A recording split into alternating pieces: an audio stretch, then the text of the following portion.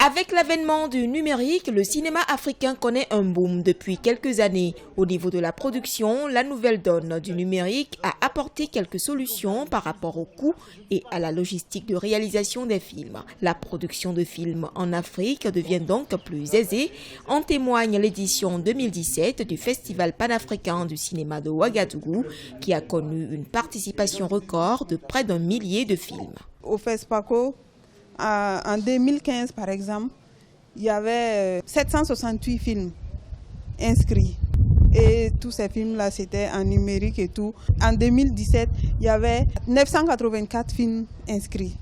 Voilà. Avec le numérique, vraiment, on constate une évolution des productions cinématographiques en Afrique. Au Nigeria, par exemple, le budget moyen de production en Hollywood varie entre 25 000 et 70 000 $.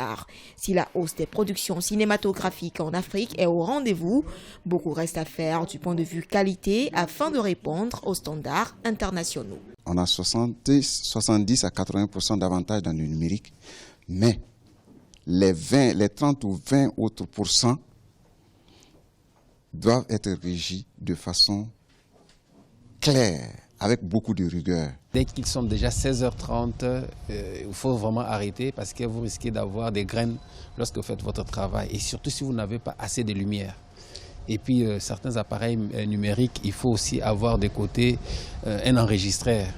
Donc le micro ne passe pas. Alors si vous voulez avoir du bon, il faut alors investir très cher.